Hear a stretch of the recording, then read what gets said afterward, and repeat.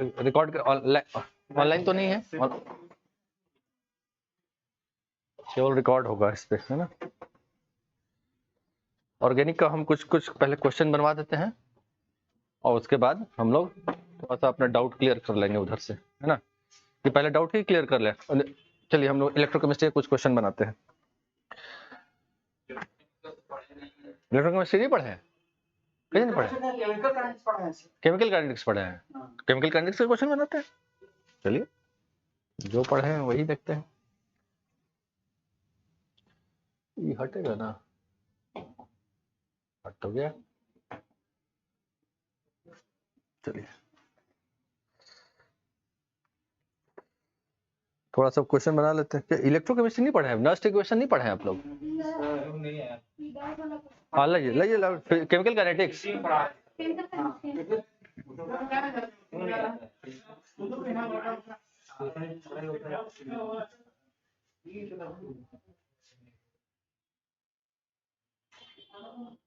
चलिए क्वेश्चन लिखिए तो सबको एक। केमिकल काइनेटिक्स क्वेश्चन हम बोर्ड पे लिखे क्या? ये तो रिकॉर्ड हो रहा है पूरा। क्वेश्चन है K of reaction A plus B, this is product, is 3.465 into 10 to the power minus 2 per minute.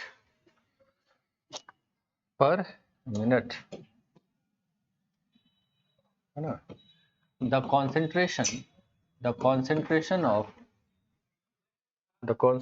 of reactant decreases. Concentration of reactant decreases from 1.2 molar to 0.6 molar in this minute.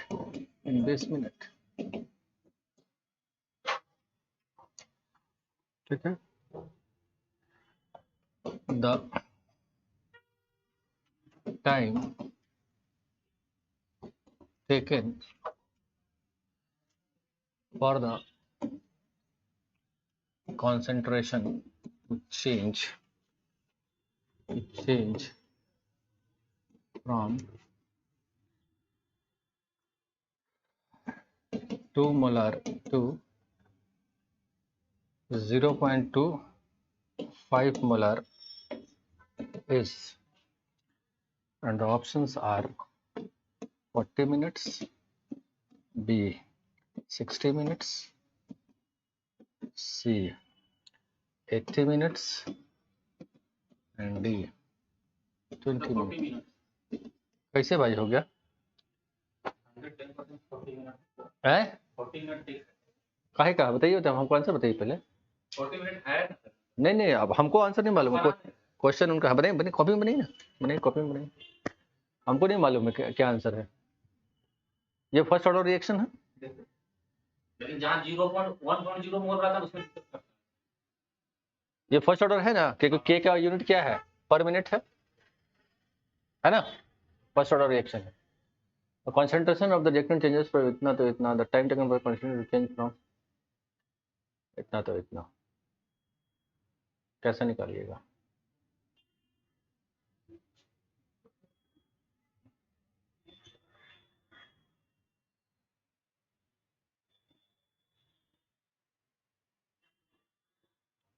हो जाएगा।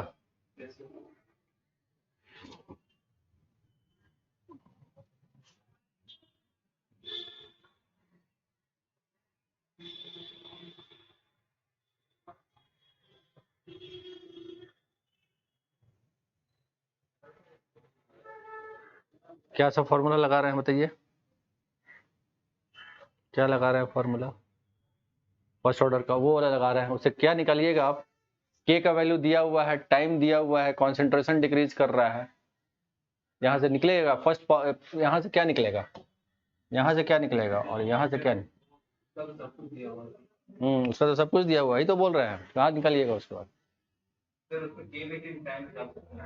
Okay, K will remain constant, है ना। चलिए formula क्या है, formula बताइए first order का 2.3/3 log A0/A, यही ना। हमको क्या निकालना है, यही टाइम निकालना है ना, कितने टाइम में। तो आप इसको ऐसे कर लीजिए कि t को इधर डालिए और k को यहाँ डालिए, ठीक। अच्छा, दो पार्ट में क्वेश्चन है, आपको मालूम चल गया फर्स्ट ऑर्डर रिएक्शन है, तो दोनों इक्वेशन में k का वैल्यू तो सेम रहेगा ना, क्योंकि रिएक्शन में कोई भी पर्टिकुलर रिएक्शन के लिए k का वैल्यू हमेशा क्या होता है, कांस्टेंट। आप इंडस्ट्री में करा रहे हैं, लेबोरेटरी में करा रहे हैं, किसी भी लेवल पर करा रहे हैं, k का वैल्यू विल रिमेन कांस्टेंट। यही टाइम निकालना है ना। और उस कंसंट्रेशन कहाँ से कहाँ चल रहा है, 25 से कितना, इतना है ना, चेंज फ्रॉम इतना to इतना। तो यहाँ टाइम निकालना, यहाँ निकालिए, यहाँ पर 2.303, k का वैल्यू वहां से लिखिए 3.465 इंटू 10⁻⁻² लॉग इनिशियल कॉन्सेंट्रेशन कितना 2 मोल, फाइनल कितना बचा है 0.25। सॉल्व कीजिए तो इसको, मोबाइल डाटा जल्दी देखिए, मोबाइल से जल्दी मारिए तो जल्दी से।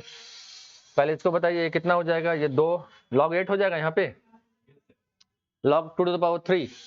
तो हाँ, तो यहाँ से चलिए, तो यहाँ पे t is equal to 2.303/3.465 into 10⁻² into 3 log 2 का वैल्यू 3010। इसको सॉल्व कीजिए आप, तब आपका आंसर आएगा।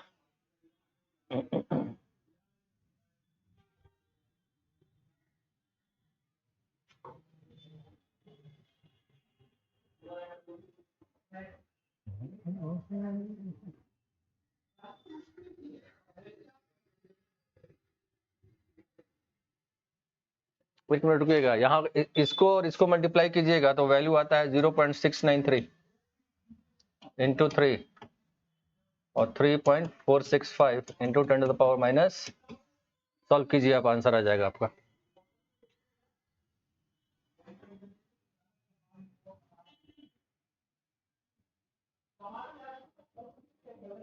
अब देखिए हम सॉल्व कर रहे हैं कैसे।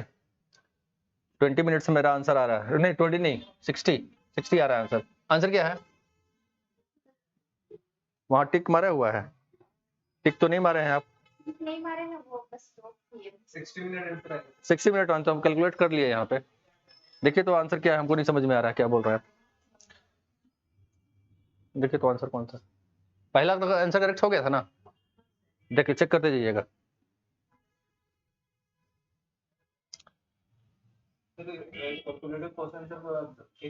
नहीं कैलकुलेटर नहीं, या बिना कैलकुलेटर का क्वेश्चन बन रहा है, ये कैसे बन रहा है बता रहे हैं आपको, पहले देख लीजिए आंसर सही है कि नहीं, चेक कर लीजिए।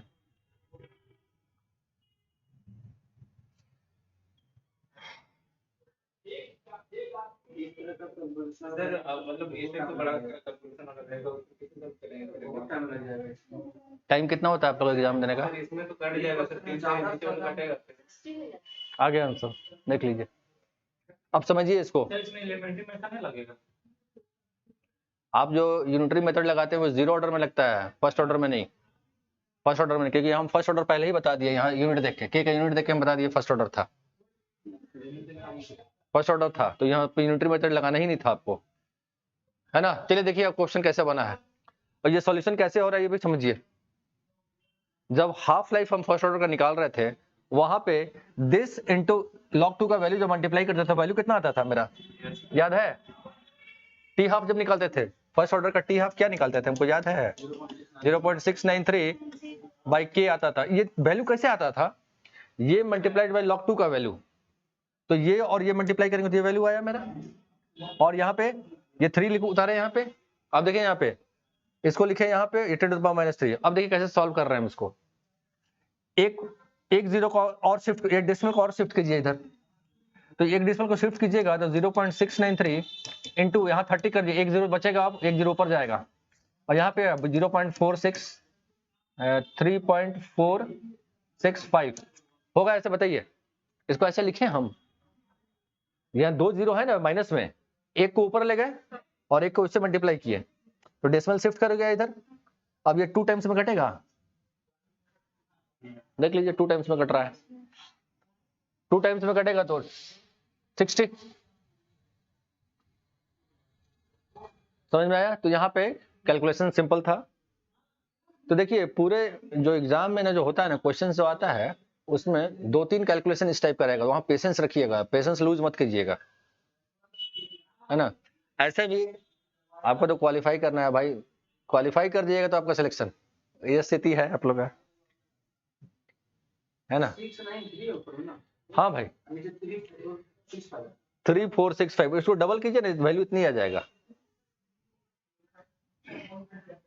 चलिए लाइए थर्ड क्वेश्चन देखते हैं। 2 क्वेश्चन आपका हो गया। 1.0 क्या चीज 1.0 कौन सा, ये वाला, नीचे ये वाला, उसमें अगर तो नहीं आपको लगाना ही नहीं है। आपको देखिए तो झूठ मूठ का क्वेश्चन लंबा किए हुए है, झूठ मूठ का क्वेश्चन धोखा देने के लिए आपको ये स्टेटमेंट दे दिया है, ये वाला चीज यहाँ से यहाँ चेंज कर रहे हैं। अरे भाई ये एक अलग रिएक्शन है, ये अलग रिएक्शन है, 2 अलग अलग रिएक्शन है। लेकिन चूंकि ये दोनों का के का वैल्यू विल रिमेन सेम, तो पहला वाला का के का दूसरा वाले इक्वेशन में इस्तेमाल कर दीजिए, हो गया। चलिए आगे बढ़े, हटाते हैं इसको, नेक्स्ट क्वेश्चन।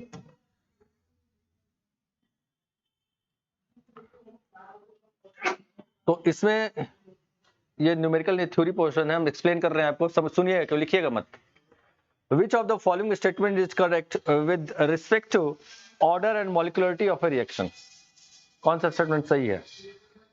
पहला, order of the reaction may be whole number, zero or a fraction. सही है भाई। Whereas molecularity of a reaction is always whole number. सही है, तो सही है स्टेटमेंट। और तो कोई ऑप्शन लिखे नहीं है, आप यही एक ही स्टेटमेंट डालें। हाँ बस ये सही तो होता ही है। मॉलिक्युलरिटी कभी फ्रैक्शन में होगा क्या? नंबर ऑफ मॉलिक्यूल्स कभी फ्रैक्शन में हो सकता है? नहीं हो सकता है। लेकिन जो ऑर्डर ऑफ रिएक्शन जो पावर में जुड़ता है वो तो फ्रैक्शन में हो सकता है ना, जीरो भी हो सकता है, नेगेटिव भी हो सकता है। इसको मैट्रिक्स कोएफिशिएंट के ऑर्डर में ही रहता है, हो भी सकता है नहीं भी हो सकता। हाँ चलिए आगे बढ़ते हैं। At what temperature does the rate constant becomes equal to the pre-exponential factor? Very good question. Question लिखिए तो लिखिए। At what temperature? At what temperature? At what temperature?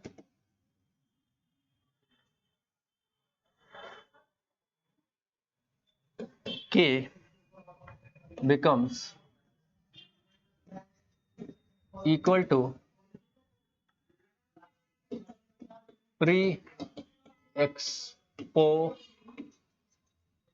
pre-exponential factor.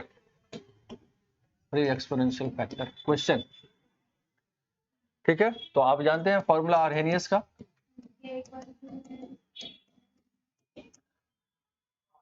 ये है ना।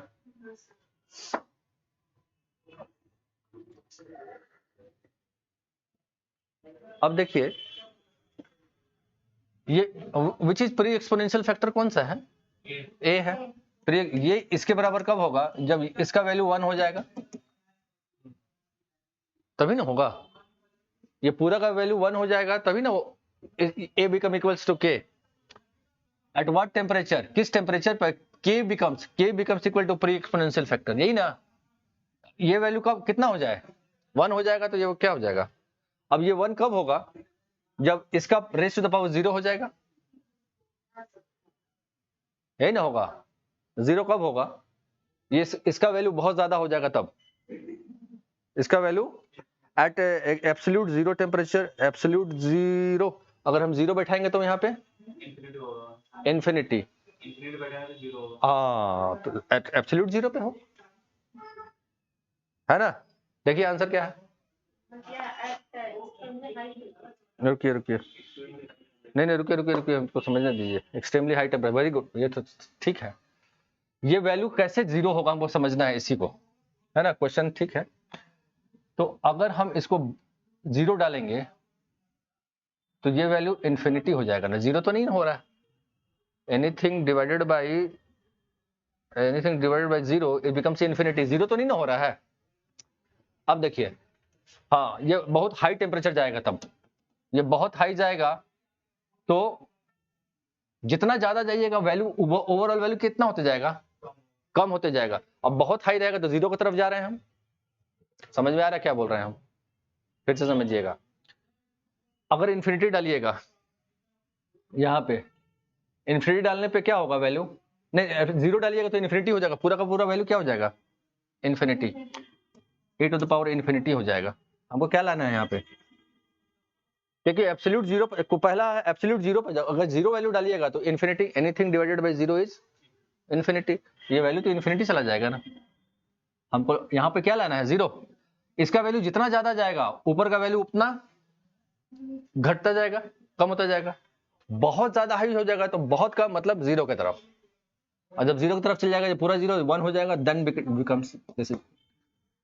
समझ में आया, क्लियर हुआ कि नहीं बताइए? बहुत हाई जाएगा तब। चलिए आगे बढ़ते हैं। ये तो बड़ा आसान है, ये तो आप पढ़ के बता दीजिएगा, कोई भी बता देगा। चलिए आप लोग सुनिएगा ध्यान से, क्वेश्चन क्या है। Which of the following is correct statement regarding the function of the catalyst according to the transition state theory of reaction rate? Catalyst के बारे में कौन सा स्टेटमेंट सही है? पहला, catalyst is able to change the rate of only forward reaction. ये दोनों तरफ करता है रेट, फॉरवर्ड बैकवर्ड दोनों तरफ बढ़ाता है, दोनों तरफ, है ना। Catalyst is able to change the equilibrium constant of the reaction. ये नहीं चेंज, स्टेटमेंट हम लिखवाए थे, इक्विलिब्रियम कांस्टेंट को ये चेंज नहीं कर सकता है। A catalyst is able to change the rate of both forward and backward reaction. समझ में आ गया? यही तो है आंसर बस। फॉरवर्ड बैकवर्ड दोनों को चेंज कर देता है ये। हो गया, और कुछ था? The constant of reaction varies with the time for two different reaction as shown below. तो ये तो हम बता दिए थे, क्वेश्चन तो बताए थे क्लास में हम। फॉरवर्ड और बैकवर्ड वाला ग्राफ ऐसे बनता है। फॉरवर्ड बैकवर्ड आप लोगों को सिलेबस में है ही नहीं एक्चुअली में, इसलिए नहीं है कि इक्विलिब्रियम से रिलेटेड है ये। हाँ, इसमें इक्विलिब्रियम ज्यादा है। इक्विलिब्रियम एक नहीं, इक्विलिब्रियम देखिए क्या होता है कैटलिस्ट, देखिए समझिएगा, हम समझा ही देते हैं आप लोग को, थोड़ा सा दिखा देते हैं आप लोग को। देखिए ये विदाउट कैटलिस्ट है, एक्टिवेशन एनर्जी इतना। कैटलिस्ट डालिएगा तो क्या हुआ, एक्टिवेशन एनर्जी क्या हुआ, घट गया। अब ये रिवर्सिबल रिएक्शन होगा तो ये फॉरवर्ड डायरेक्शन का रिवर्सल, अब जैसे ए टू बी बन रहा है तो ये फॉरवर्ड डायरेक्शन का एक्टिवेशन एनर्जी हुआ। अब बैकवर्ड डायरेक्शन का इधर से इधर, इधर से इधर और इधर से इधर, तो दोनों बराबर की तरफ बढ़ता है। ये भी जितने रेट से बढ़ेगा इधर भी उतने रेट से बढ़ता है, दोनों साथ साथ चलता है। क्योंकि ये इक्विलिब्रियम से रिलेटेड है, this is not important for you. ये क्वेश्चन तो हम बनवाए थे, ये जीरो ऑर्डर है या सेकंड ऑर्डर है, ये ग्राफ देखिए तो आप लोग हम बनवाए थे क्लास में, क्वेश्चन सॉल्व कराए थे, तो लास्ट क्वेश्चन करवाए है ना। हाइड्रोजन या नाइट्रोजन करके एक क्वेश्चन आप करवाए इस तरह। हाँ ये वाला क्वेश्चन तो हम करवाए थे, भाई करवाए थे हम। चलिए आगे बढ़ते हैं। अब और कोई क्वेश्चन तो हम बढ़ते हैं, हम अपना क्वेश्चन देते हैं। अब अपना क्वेश्चन देते हैं, टाइम देखते रहिएगा। 6:15 होगा तो हम ऑर्गेनिक स्टार्ट करेंगे, क्वेश्चन ऑर्गेनिक का स्टार्ट करेंगे 6:15 में।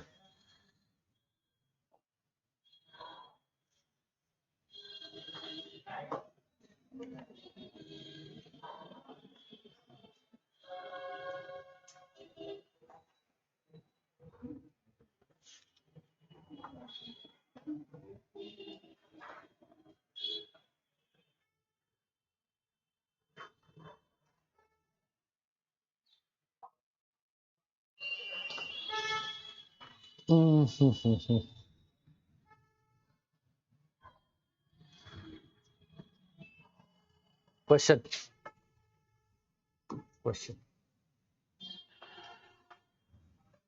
what is the threshold energy, ये क्या है, threshold energy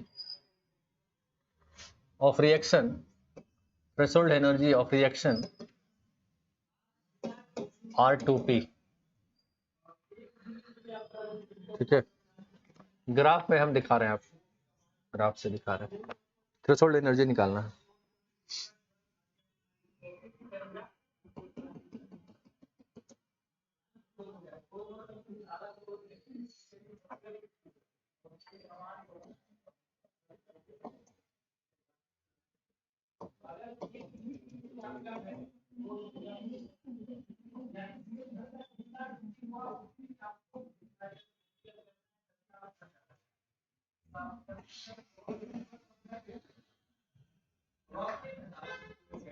this is reaction coordinate, this is potential energy.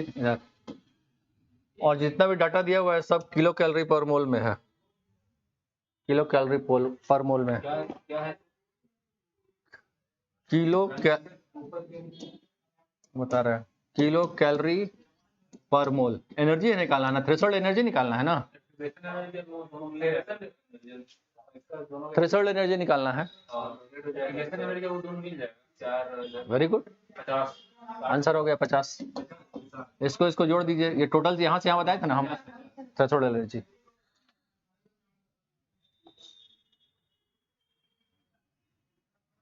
तो प्रीवियस के लोग क्वेश्चन बना दीजिएगा क्या अलाइए ना, निकलिए, है कुछ है क्या इस चैप्टर से रिलेटेड है तो लाइए।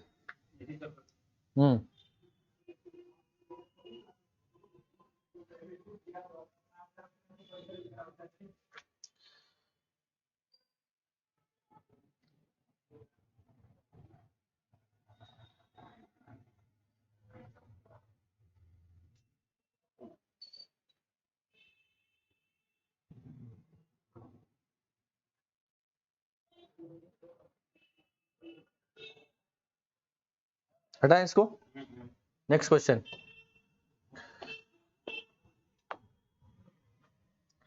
Question following mechanism has been, आप क्वेश्चन दीजिए हमको, बना रहा है, has been proposed for a reaction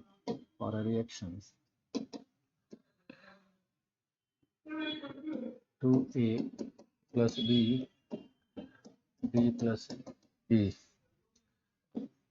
A plus B will give C plus D. This is slope and A plus C E is fast. The rate law expression for the reaction is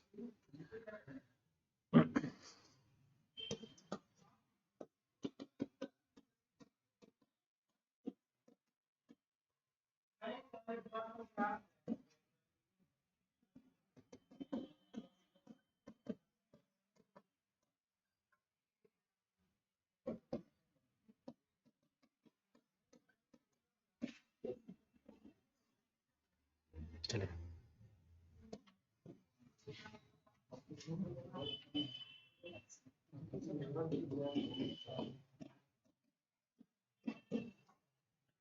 आगे नहीं बढ़ रहे हैं हम लोग, question बनवा रहे हैं केमिकल काइनेटिक्स का। अभी थोड़ा देर में ऑर्गेनिक स्टार्ट करेंगे हम, क्वेश्चंस बनवाएंगे कुछ। हाँ हम साइड हो गए।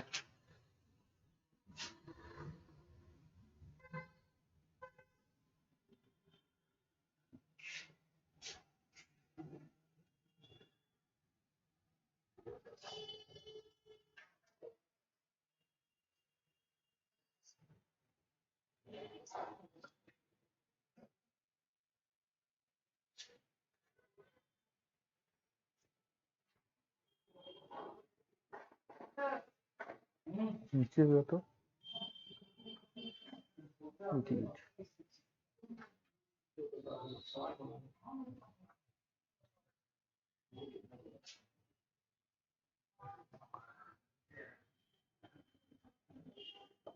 देखिए, जितना बड़ा क्वेश्चन होता है उतना छोटा आंसर होता है।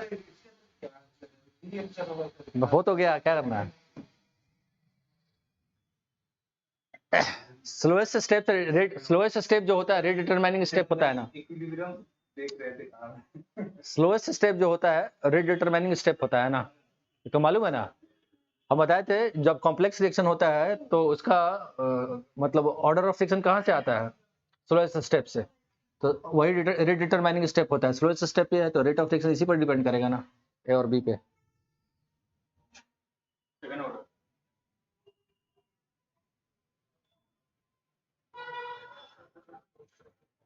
सेम क्वेश्चन था वो। और कुछ क्वेश्चन देख रहे हैं,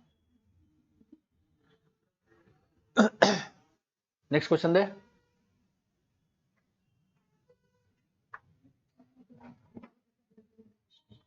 ऑर्गेनिक का स्टार्ट करते हैं, 2-3 क्वेश्चन बनवा 4-5 क्वेश्चन बनवा देते हैं, उसके बाद थोड़ा सा टॉपिक पढ़ा देते हैं। उसमें एक टॉपिक है लंबा टॉपिक, एक टॉपिक तो कवर कर ही लेंगे, है ना। क्योंकि आप लोग जब आए हैं इतना मेहनत करके तो कुछ तो नया सीख के जाइएगा, खाली हाथ तो भेजेंगे नहीं।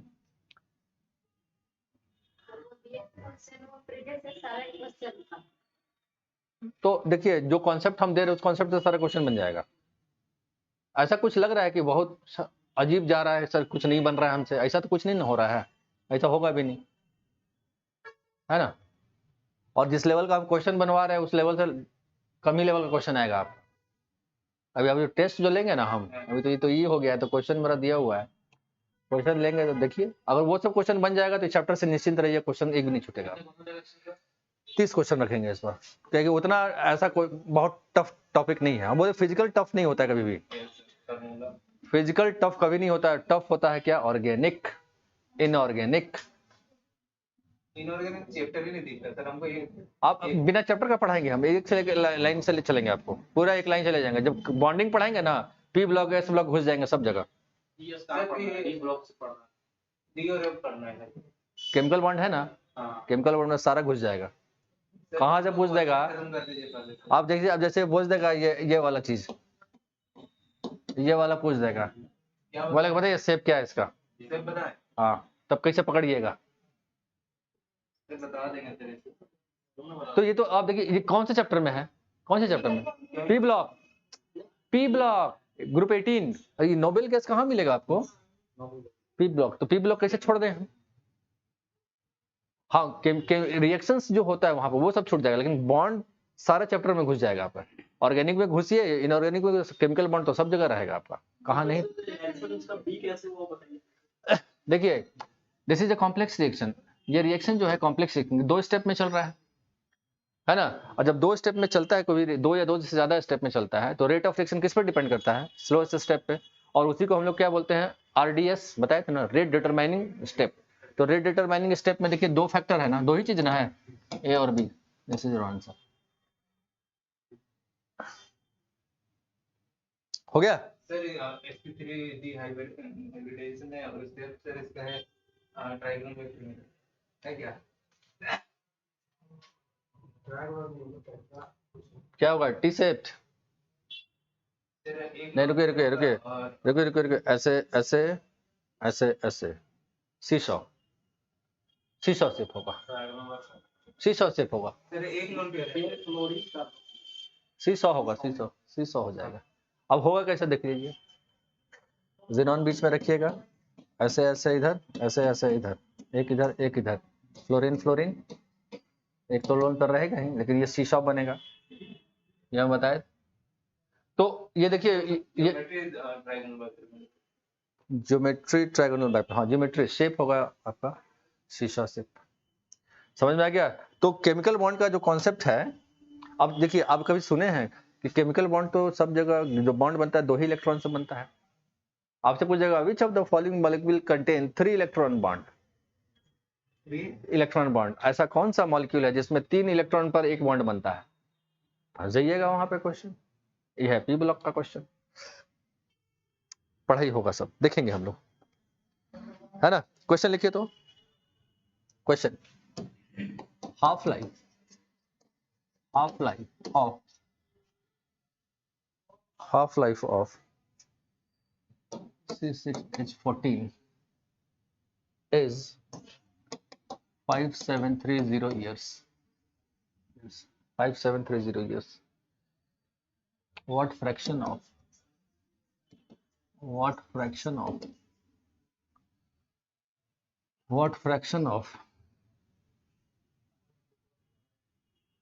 its original C14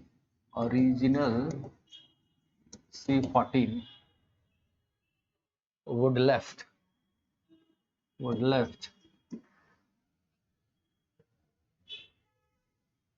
after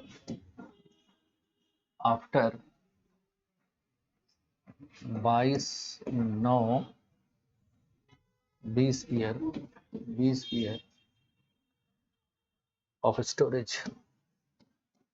storage. Option A 0.5, option B 0.25, option C 0.125, option D 0.062. क्या हुआ?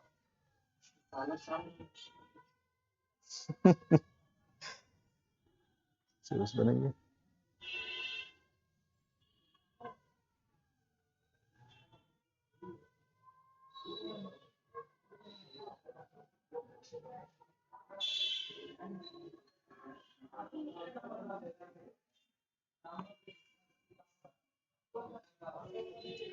देखिए इसको फॉर्मूला पर मत जाइएगा, फॉर्मूला मत लगाइए। देखिए C14 है आपके पास, कार्बन रेडियो एक्टिव डिके वाला होता है, बताए थे कि आज जब तक इंसान जिंदा रहता है या पेड़ पौधा जिंदा रहता है तब तक C14 जा रहा है उसके ऊपर, C12 भी जा रहा है, C14 भी जा रहा है। लेकिन जैसे ही एनिमल हो या प्लांट हो, डेथ होता है उसका, C14 रेडियो एक्टिव डिके, लेकिन C12 तो बॉडी में ही रहेगा। ये बताया था ना कॉन्सेप्ट, कार्बन डेटिंग टेक्निक हम समझाए थे आप लोगों क्लास में। तो देखिए यहाँ पे यहाँ से जो ये क्या निकल रहा है, C14 का जो हाफ लाइफ है, कितना है हाफ लाइफ? 5730 साल। मतलब अगर किसी प्लांट में या एनिमल के अंदर का C14 जमा हुआ है 10 ग्राम, तो 5 ग्राम कितने साल में होगा? हाफ लाइफ इसका ये है ना। तो आपसे पूछ रहा है कि ठीक है हाफ लाइफ तो हम आपको दिखा दिए, लेकिन इतने साल के बाद उसके बॉडी में कितना बचेगा? देखिए हो रहा है ना भाई। अब देखिए कैसे बताइएगा इसको, ये 4 टाइम्स हो रहा है क्या? 5 चौका 20, 4 टाइम्स में जाएगा, कितना हाफ लाइफ हुआ? आप देखिए यहां से, मान लीजिए हम इनिशियली 1 ग्राम लिए, let it be 1 gram, let it be x ग्राम, 1 ग्राम लिए, ये आधा कब होगा बताइए तो? आधा कब होगा? 5730 साल में होगा, आधा होगा। इसका आधा कितना होगा? इतना, कितना साल में? फिर उतना ही साल लगेगा। चलिए कितना साल हो गया देखिए तो, जोड़िए तो, दोनों को जोड़िए तो कितना साल हो गया? 10,400। तो ये चार हाफ लाइफ होगा कि नहीं बताइए हमको? 4 हाफ लाइफ होगा ना। अरे 5 चौके 20 होता है ना भाई, तो 4 हाफ लाइफ गया ना अप्रोक्सीमेटली। अच्छा तो ये 4 बार कीजिएगा, 4 बार हाफ कीजिए, 1 बार हाफ किए, 2 बार हाफ किए, तीसरा बार हाफ करिएगा, इसका हाफ कितना होगा?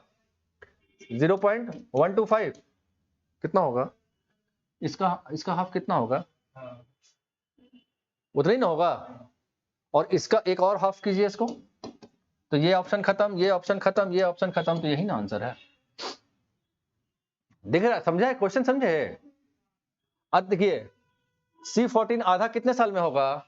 इतने साल में होगा ना। मान लीजिए मेरे बॉडी के अंदर कार्बन x ग्राम है, ये 1 ग्राम डिपॉजिट हुआ जब तक हम जिंदा हैं।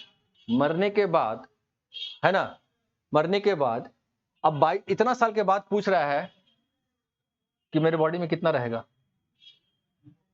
ठीक है, तो इतना साल में 1 ग्राम कितना हो गया मेरा? इतना हो गया हाफ लाइफ। इतना साल में कितना हुआ? पेड़ काट दिए, जब तक जिंदा था पेड़ तब तक उसमें कितना डिपॉजिट हुआ? C14 1 ग्राम डिपॉजिट हुआ, पेड़ काट दिया, मर गया पेड़। अब पेड़ रखा हुआ वहां पे, उसमें से C14 निकल रहा है। इतना साल में 1 ग्राम कितना हो जाएगा? आधा ग्राम हो जाएगा। फिर हाफ लाइफ वही ना, हाफ लाइफ दिखा रहा है आपको। तो इतने साल में आधा बचा उस पेड़ के अंदर, और उसका आधा फिर उतना ही साल लगेगा, उतना ही। अब देखिए यहाँ पे 5730 टोटल हमको साल कितना जोड़ना है, 22,920 साल, तो 4 टाइम्स में चल जाएगा ना पूरा। तो 4 बार आधा आधा होगा, तो 4 बार आधा आधा कीजिएगा तो कितना बचेगा मेरे पास। क्लियर हुआ? एक्स मान लो, एक्स मान लो। ओरिजिनल वैल्यू का कितना मांग रहा है, ओरिजिनल का मांग रहा है, लेट इट बी 100 मान लीजिए, आपका खुशी, आपका खुशी, 100 मान लीजिए। अगर इसको 100 मानिएगा तो इधर 50 होगा, 50 होगा तो 25 होगा, 25 होगा तो 12.5 होगा, 12.5 होगा तो 6.25 हो जाएगा, यही ना होगा। और तो इसका परसेंटेज निकालिए, 100 से डिवाइड कीजिए तो वही आ जाएगा वैल्यू। क्लियर हुआ?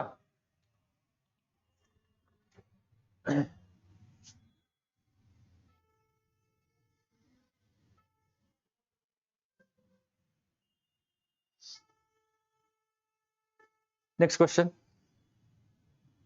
हम बोल दिए आप लोगों को टाइमिंग 6:15 देखिएगा, फिर ऑर्गेनिक हम स्टार्ट कर देंगे। आगे बढ़ते हैं, next question.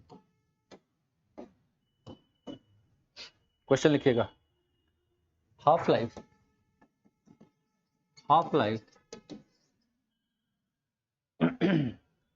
For a radioactive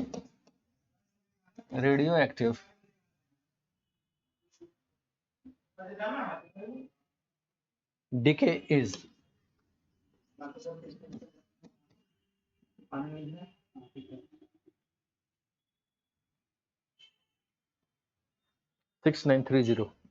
6930 second हो गया। the time required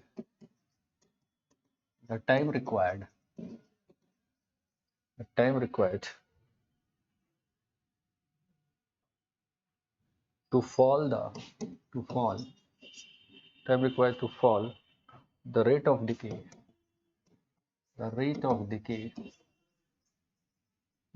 decay by 1/100th of its initial value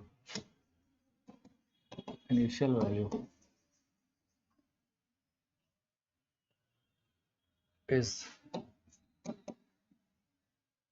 option दे रहे हैं आपको, 69.3 second, option B 20,000 second, C 46060 second, option D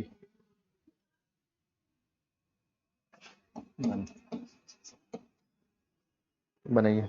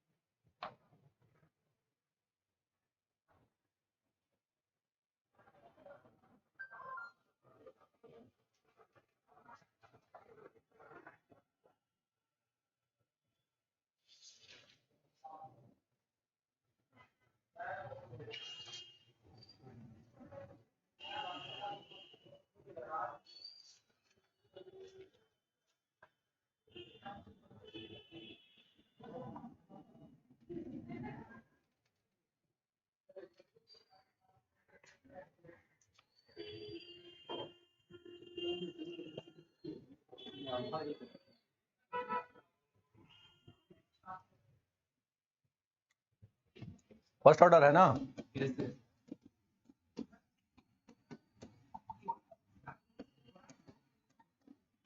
यही ना फॉर्मूला। और चूंकि ये रेडियो डिके है तो हम के की जगह पर क्या लिखते हैं हम लोग, लैम्डा।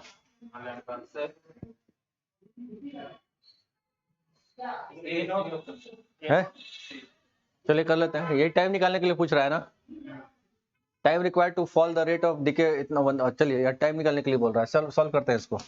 2.303 लैम्डा का वैल्यू दिया हुआ है क्या? हाँ सर, यस सर। कैसे? कहाँ दिया हुआ? ये से निकल जाएगा सर, हाफ लाइफ से। Half life is equal to 0.693 by K या लैम्डा, यही ना होता है। Lambda is equal to 0.693 by half life कितना है 6930। वैल्यू डाल देते हैं यहाँ पे 0.693, ये ऊपर चला जाएगा 69 ये sir 6930 log initial value A0 final required rate of decay by कितना, तो A0 बाई 100 हो जाएगा। बताइए कहीं दिक्कत है तो बताइए आप लोग।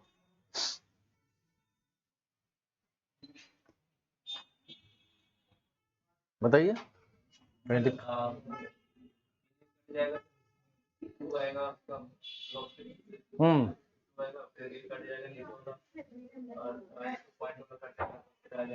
यही आंसर ना, पहले समझ में आया कि नहीं वो बताइए, पहले आपको समझ जाइए हम बता रहे हैं। आप एब्सेंट बहुत किए हैं है ना? नहीं ये इनको बारे में बोल रहे हैं, ये एब्सेंट बहुत किए हैं। आप तो आप जिस दिन से क्लास कर रहे हैं आप रेगुलर हैं, आप हमको आप हाँ पीजीटी में क्यों आएंगे?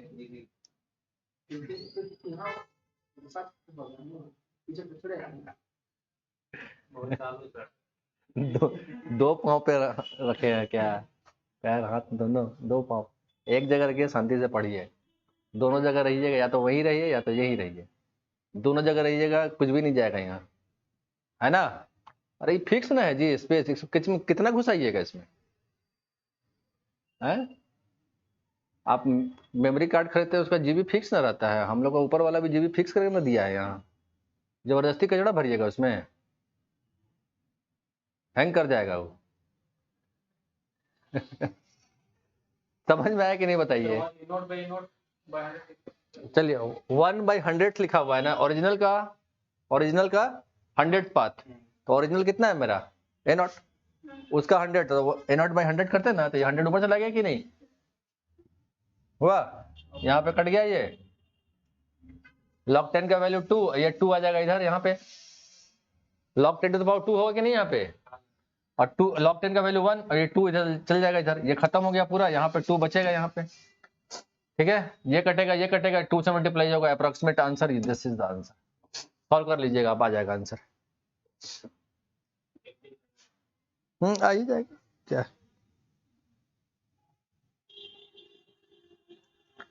क्या मिला आपको क्वेश्चन प्रीवियस ईयर का कुछ?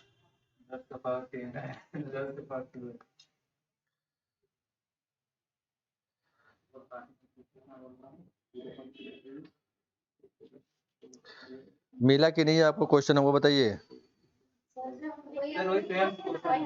हाँ वही सब क्वेश्चन है, आप क्या है तो सब क्वेश्चन तो बनिए गया, अब क्या करें हम।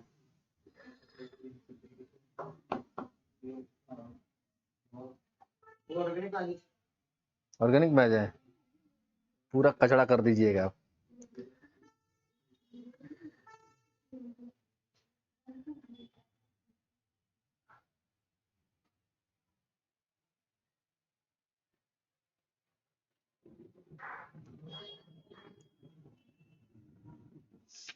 वो तो ऐसा कोई बढ़िया क्वेश्चन नहीं, कुछ है नहीं वैसा।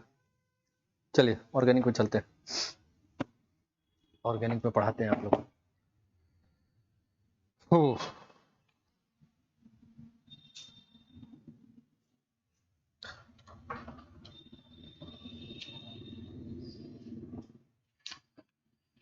बेसिक स्ट्रेंथ पढ़ा रहे थे ना, बेसिक स्ट्रेंथ पढ़ा रहे थे, बेसिक स्ट्रेंथ। और बेसिक स्ट्रेंथ हम लोग एमीन का पढ़ाए थे गैसियस फेज में, गैसियस फेज में पढ़ाए थे ना। चलिए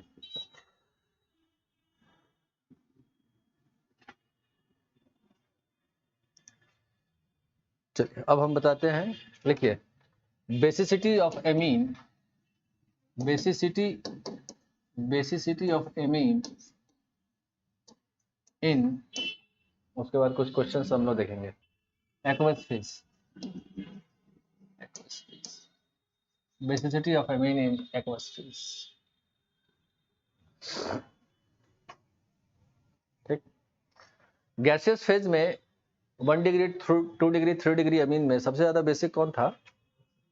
3 डिग्री ऑर्डर था, है ना। जितना अल्काइल ग्रुप रहेगा उतना ज्यादा बेसिक ग्रुप हो जाता है वो, है ना। 3 डिग्री 2 डिग्री 1 डिग्री था, ठीक है। क्योंकि गैसियस फेज में जो बेसिक स्ट्रेंथ होता है किसी एमीन का, कैसे डिटरमाइन किया जाता है? Due to only inductive effect, positive I effect से चेक करते हैं। जैसे हम लोग 1 डिग्री में यहाँ देखे थे ये चीज, 2 डिग्री में हम लोग ये देखे थे, और 3 डिग्री में हम लोग R is alkyl group, any alkyl group, है ना। तो ये इलेक्ट्रॉन डोनेटिंग ग्रुप था, मतलब प्लस आई इफेक्ट शो कर रहा था। इधर से एक दिया, इधर से 2 तरफ से, और इधर से 3 तरफ से। तो नाइट्रोजन के ऊपर इलेक्ट्रॉन डेंसिटी क्या हो जाएगा? बढ़ जाएगा, है ना। तो जितना ज्यादा बढ़ेगा उतना आसानी से वो दे सकता है दूसरे को, और जो देगा वो बेसिक स्ट्रेंथ का हो जाएगा। तो बेसिक स्ट्रेंथ क्या था? ऑर्डर ये था, ये गैसियस फेज का, यही ना, गैसियस फेज में। और इसमें एक ही इफेक्ट काम कर रहा था, कौन सा? Plus I effect. तो गैसियस फेज में एमीन का बेसिसिटी केवल प्लस आई इफेक्ट पर डिपेंड करता है। लेकिन अभी हम लोग पढ़ने जा रहे हैं basicity of amine in aqueous phase. इसी एमीन को हम जब पानी में डाल देंगे तब बेसिक स्ट्रेंथ का ऑर्डर क्या होगा। ठीक, चलिए देखते हैं। तो ये जो क्वेश्चन आप दिए हमको, तो एक ही साल में तीनों सब क्वेश्चन पूछा हुआ था क्या? एक ही साल में? वाह, एक चैप्टर से इतना इतना क्वेश्चन। 3 इसमें, उसमें 10। आइसोमेरिज्म का तो सारा क्वेश्चन हम लोग बना ही लिए थे लगभग, सब बन ही गया था। आइसोमेरिज्म का जितना पढ़ा उसी से सब बन गया, है ना। यहाँ तो सर इसका बहुत कम क्वेश्चन है, वैसे आप देखिए 10 या 11 क्वेश्चन है। अभी क्वेश्चन है ना आप लोगों के पास? हाँ, तो अभी सॉल्व करेंगे उसका पूरा हम, जितना आप लोगों का टेस्ट में आया हुआ है ना क्वेश्चन पिछले साल, सब सॉल्व कर देंगे अभी हम। हाँ, अभी बेसिक स्ट्रेंथ का सारा क्वेश्चन बन जाएगा। हाँ, सब बनते जाएगा क्वेश्चन सब।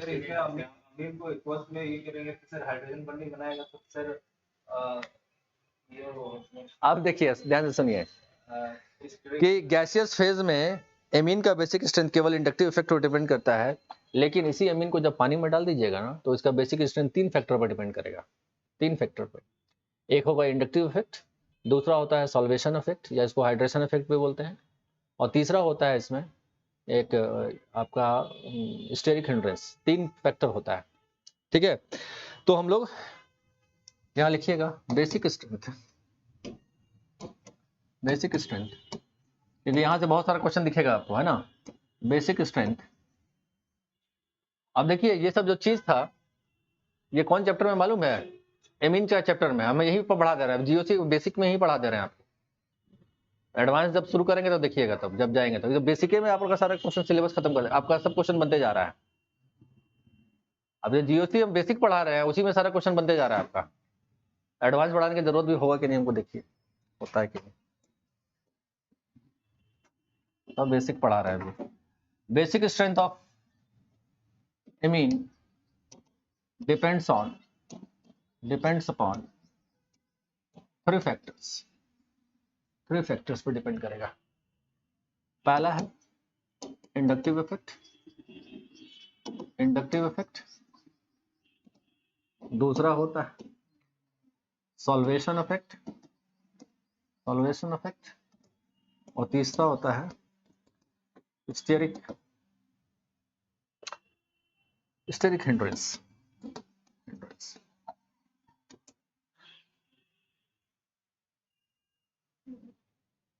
हो गया। गैसियस फेज में जो बेसिक स्ट्रेंथ होता था केवल एक ही फैक्टर पर डिपेंड कर रहा था ना, कौन सा? इंडक्टिव इफेक्ट पे केवल, उसमें दूसरा इफेक्ट काम ही नहीं कर रहा था उसमें। एक्वस फेज में 3 इफेक्ट पे हम लोग बेसिक स्ट्रेंथ डिटरमाइन करेंगे, है ना। एमीन का 3 तीनों को मिलाकर हम लोग क्यूमुलेटिव इफेक्ट देखते हैं, क्यूमुलेटिव इफेक्ट देखेंगे और फिर बताएंगे कौन सा ज्यादा बेसिक है कौन सा कम बेसिक है। क्वेश्चन तैयार रखिएगा, इसके बाद तुरंत क्वेश्चन आप लोग का जितना भी है सब सॉल्व करेंगे हम लोग। तो सबसे पहले हम लोग देखते हैं अकॉर्डिंग टू, पहला देखिएगा according to inductive effect. Inductive effect, तो अकॉर्डिंग टू इंडक्टिव इफेक्ट सबसे ज्यादा बेसिक कौन? 3 डिग्री, 2 डिग्री, 1 डिग्री। ये तो होता है, तो जानते हैं यहाँ पे, है ना। मेन हम लोग का यहाँ पे काम आएगा सॉल्वेशन इफेक्ट और स्टेरिक इफेक्ट। देखते हैं इसको हम लोग, ठीक है। तो पहला लिख लीजिए according to inductive effect 3 degree होता है ऐसे करके। सेकंड टॉपिक में चलते हैं, सॉल्वेशन इफेक्ट। हटाए इसको, सेकंड देखते हैं सॉल्वेशन इफेक्ट। सॉल्वेशन इफेक्ट देखिए, इसको समझिएगा पहले कि जैसे ही एमीन को पानी में डालिएगा, एमीन बेसिक होता है आपको मालूम है, और पानी में जैसे डालिएगा तो पानी H+ रिलीज करता है। देखिए सपोज दिस इज एमीन, ये एमीन है, ठीक है। जैसे ही पानी में डालिएगा तो पानी में H+ रहेगा ना, H+ रहेगा। अब देखिए ये लोन पेयर इसको देगा, इसको और बॉन्ड बना लेगा, तो ये बनेगा क्या? H।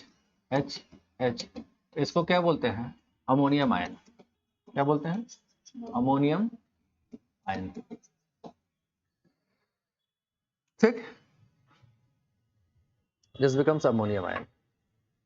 नाउ अब देखिए क्या होगा, अब देखिए क्या होगा कि ये जो अमोनियम आयन है, अमोनियम आयन है, अब देखिए जैसे ये कंपाउंड बना, ये 1 डिग्री बनेगा, 2 डिग्री बनेगा, 3 डिग्री बनेगा। 3 डिग्री भी रहेगा तो 3 बनेगा, ये चीज सब में तो बनेगा ना, सबके पास लोन पेयर रहेगा। देखिए 1 डिग्री में ऐसा बना, 2 डिग्री में एक और आर रहता है यहाँ पे, होता है कि नहीं? 3 डिग्री में एक और आर रहता है यहाँ पे, लेकिन सब तो हाइड्रोजन से रिलेट होता है ना, सब हाइड्रोजन तो अमोनियम आयन तो बनाता ही बनाता, सब पानी में जाता था। अब देखिए पानी में, पानी बहुत कम डिसोसिएट होता है, मालूम है ना। Water is a bad conductor of electricity, मतलब बहुत कम आयोनाइज करता है। H+ आयन बहुत कम रहेगा उसमें और बहुत अनडिसोसिएटेड फॉर्म है। देखिए ये चीज समझिए आप, इसको इक्विलिब्रियम में पढ़ाया जाता है इसको, H+ और OH-। ये पानी टूटता है इस फॉर्म में, कितना % टूटता है आपको मालूम है? इसका कॉन्सेंट्रेशन, इसका कॉन्सेंट्रेशन कितना रहता है? 10⁻⁻7, 10⁻⁻7। इसीलिए पानी का pH कितना मानते हैं हम लोग? 10⁻⁻7 होता है, इसलिए 10⁻⁻7 का मतलब बहुत कम है ना। इसका मतलब ये बहुत, पानी बहुत कम टूटता है। एक्चुअली में पानी अनडिसोसिएटेड फॉर्म में ही रहता है, ये बहुत कम रहता है यहाँ पे। मतलब अगर 100 लीजिएगा ना, 100 पानी का मॉलिक्यूल, तो 1 2 यहाँ पे 5 को जाएगा इधर, बाकी सब इधर ही रहेगा, 95% इधर ही रहेगा। समझ में आया? इक्विलिब्रियम टाइप है। चलिए आगे बढ़ते हैं, आगे बढ़ते हैं। अब देखिए इसमें बोलता क्या है कि जो अमोनियम आयन जो बना ना यहाँ पे, जितना ज्यादा इसका हाइड्रेशन होगा या सॉल्वेशन होगा, सॉल्वेशन वर्ड एक जनरल टर्म हो गया, सॉल्वेंट के साथ जितना चिपक रहा है ना। अगर सॉल्वेंट वही पानी हो गया तो उसको हाइड्रेशन इफेक्ट बोलेंगे, समझ में आ रहा है। अगर सॉल्वेंट अल्कोहल रहेगा तो दूसरा चीज बोलेंगे। सॉल्वेंट बहुत चीज हो सकता है, हम पानी मांग रहे हैं तो सॉल्वेशन इफेक्ट को उसको क्या बोलेंगे? हाइड्रेशन इफेक्ट बोलेंगे, क्योंकि पानी इस्तेमाल कर रहे हैं हम लोग। समझ में आया? अब देखिए यहाँ पे क्या होगा, हमको पता है ये पानी से कितना हाइड्रोजन बॉन्ड बनाएगा, कितना हाइड्रोजन बॉन्ड बन सकता पानी। This is 1 degree amine. कितना डिग्री अमीन है ये? 1 डिग्री। जितना ज्यादा हाइड्रोजन बॉन्ड बनाएगा, ध्यान से समझिएगा, जितना ज्यादा एमीन हाइड्रोजन बॉन्ड बनाएगा उतना ज्यादा एमीन में स्टेबिलिटी आएगा, और जितना ज्यादा स्टेबिलिटी आएगा उतना ज्यादा बेसिक स्ट्रेंथ होगा एमीन का। समझ में आया? हम स्टेटमेंट लिखवा देंगे, पहले समझ लीजिए कि जो एमीन जितना ज्यादा हाइड्रोजन बॉन्ड बनाएगा उतना ज्यादा उसमें स्टेबिलिटी आएगा, और जो एमीन जितना ज्यादा स्टेबल होगा पानी में उसका बेसिक स्ट्रेंथ उतना ज्यादा होगा। क्लियर? अब समझिएगा इसको। हम 1 डिग्री एमीन लिए तो एलिनियम आयन बना, अब ये पानी से बॉन्ड बनाएगा। देखिएगा पानी से कैसे बॉन्ड बनाता है, हाइड्रोजन बॉन्ड कैसे बनाता है ये, H H H। यहाँ पे एक मिनट रुकिए, यहाँ पे तो N है ना, यहाँ N और यहाँ पे R हो गया। एक पानी का मॉलिक्यूल यहाँ आएगा, इसके साथ हाइड्रोजन बॉन्ड बनेगा, यहाँ एक दूसरा आएगा, यहाँ हाइड्रोजन बॉन्ड, एक इधर आएगा, कितना हाइड्रोजन बॉन्ड बना? 3। 1 डिग्री एमीन कितना हाइड्रोजन बॉन्ड बना रहा है? 3। जितना ज्यादा हाइड्रोजन बॉन्ड उतना ज्यादा स्टेबिलिटी, जितना ज्यादा स्टेबिलिटी उतना ज्यादा बेसिक स्ट्रेंथ। अब बताइए 2 डिग्री एमीन रहता तो कितना हाइड्रोजन बॉन्ड बन रहा होता? 3 डिग्री रहता तो 3 डिग्री रहता तो एक ही ना, एक तो बनाएगा ही ना, एक बनाएगा। अब बताइए तो इसके अनुसार सबसे ज्यादा बेसिक कौन हुआ? 1 डिग्री। और एक गैसेस फेज में सबसे ज्यादा बेसिक कौन था? उल्टा हुआ ना, चला गया दोनों उल्टा, क्योंकि इसका बेसिक स्ट्रेंथ 3 फैक्टर पर डिपेंड करता है। एक फैक्टर तो हम लोग ले लिए, जैसे आपका एग्जाम में सक्सेस होना बहुत सारा फैक्टर पे काम करता है। एग्जाम में क्वालिफाई करिएगा कि नहीं, बहुत सारा फैक्टर पे काम करता है। पहला फैक्टर हेल्थ, स्वास्थ्य आपका ठीक है कि नहीं। दूसरा स्टेमिना आपका ठीक है कि नहीं, पढ़ने का स्टेमिना है कि नहीं आपके पास, रेगुलर पढ़ने का कंटिन्यूअस स्टेमिना होना चाहिए। तीसरा आप सही डायरेक्शन में पढ़ रहे हैं ना, ट्रैक पे जा रहे हैं ना, ऐसा नहीं है कि आलतू फालतू चीज बहुत ज्यादा पढ़ ले रहे हैं आप, ट्रैक पे चल रहे हैं कि नहीं। जैसे हम जो पढ़ा रहे हैं आप देखते होंगे, फील करते होंगे कि हम पढ़ाएं और क्वेश्चन बनना स्टार्ट हो जाता है आपका, ट्रैक पे चल रहे हैं, मतलब ट्रैक पे चल रहे हैं। ऐसा नहीं कि हम संतावना आपको दे रहे हैं, अरे बनेगा ना भाई, रुको ना, पढ़ने दो ना, ऐसा थोड़े होता है। पढ़ाए क्वेश्चन बनना चाहिए, और नहीं बन रहा है मतलब फालतू डायरेक्शन में जा रहे हैं हम। तो आपका जो सक्सेस हो सकता है बहुत सारे फैक्टर पे काम कर रहा है। उसी तरह एमीन का बेसिक स्ट्रेंथ केवल एक फैक्टर पे एक्वस फेज में काम नहीं करेगा, 3 फैक्टर पे काम करता है। आप देखिए अगर इंडक्टिव इफेक्ट लगाते हैं तो कौन सा एमीन सबसे ज्यादा बेसिक होता है? 3 डिग्री। लेकिन एक्वस फेज में देख रहे हैं तो अब हाइड्रोजन बॉन्ड पर डिपेंड कर रहा है, कितना हाइड्रोजन बॉन्ड बना रहा है, तो 1 डिग्री सबसे ज्यादा हाइड्रोजन बॉन्ड बना रहा है। समझ में आया? तो सबसे ज्यादा बेसिक। अब तो दोनों कॉन्ट्राडिक्टरी हो गया भाई, एक बोल रहा है 3 डिग्री, एक बोल रहा है 1 डिग्री। अब तीसरा इफेक्ट काम करेगा वहां पे, कौन सा? Steric country. तो पहले डायग्राम बना लीजिए, इसका डायग्राम बनाइए, 2 डिग्री वाला भी बनाइए, अपने से बनाइए, और 3 डिग्री, तीनों डायग्राम बनाइए। तो तीनों डायग्राम बनाइए। हम इसको फिर से हम बना देते हैं, पूरा पूरा चीज को बना देते हैं यहाँ पे।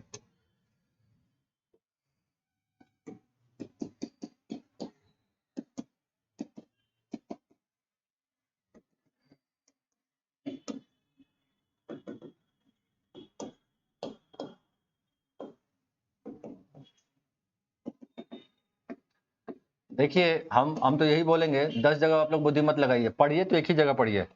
और नहीं तो हम इसलिए बोल रहे हैं क्योंकि हम जो पढ़ाते हैं ना पूरा डिवोशन के साथ, क्योंकि हम समझते हैं कि आप लोग फैमिली मेंबर है मेरे, हमको कैसे भी क्वालिफाई करा देना है आपको, है ना। गलत ट्रैक पे जाइएगा तो हम बोलेंगे ये गलत ट्रैक पे है, 2 पैर पे नाव रखिएगा, फंस जाइएगा आप लोग। या तो यहीं पढ़िए या तो वहीं पढ़िए, कहाँ जहां पढ़ना है आपको वहीं एक ही जगह, लेकिन पढ़िए, फंस जाइएगा नहीं तो। क्योंकि अभी आपको थोड़ा सा सिलेबस लग रहा है, हम कम ना पढ़ाए हैं अभी, देखिए ना 1 सप्ताह पढ़ाने दीजिए, उसके बाद देखिएगा संभाल नहीं पाए, संभालते आप लोग हालत खराब होने लग जाएगा। कहाँ जा रहा सर, स्पीड बहुत तेज चल रहे हैं सर, बहुत तेज चल रहे हैं, शुरू हो जाइएगा आप लोग।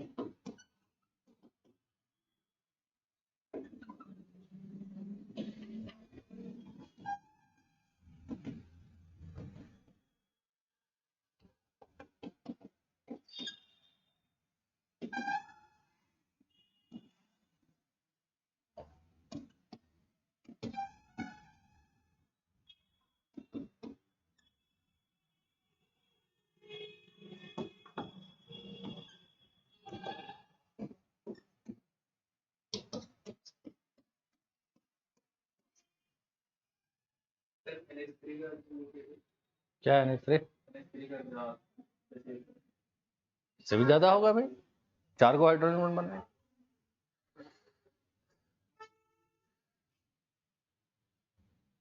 शुरू में पढ़ाए थे ना सर, वहाँ से सीधे डायरेक्ट क्वेश्चन पूछा कि इंडक्टिव इफेक्ट में सिग्मा बॉन्ड होता है। हाँ हाँ, ऑप्शन में लिखने में तो इसमें 5 बॉन्ड का पूछा, तो इसमें ये नहीं होता है। सारा क्वेश्चन आ जाएगा, टॉपिक में जाइएगा, देखिएगा क्वेश्चन। अभी आप लोग, हमको लगता है जितना हम पढ़ा रहे हैं ना, आज के दिन में मिलाएंगे तो 25 क्वेश्चन कवर हो जाएगा अभी तक जितना हम किया। हाँ, 2 चैप्टर में, 2 ही चैप्टर में आपका 25 कवर करने जा रहा है। जबकि आइसोमेरिज्म तो फिर से पढ़ाना है, आइसोमेरिज्म तो फिर से पढ़ाना है, वो लास्ट में पढ़ाएंगे। अब हम तो बेसिक कॉन्सेप्ट देना चाह रहे थे आप लोग को, बस ये बात समझ जाइए भाई, कि ऑर्गेनिक में पूरा आइसोमेरिज्म का कॉन्सेप्ट इस्तेमाल होगा।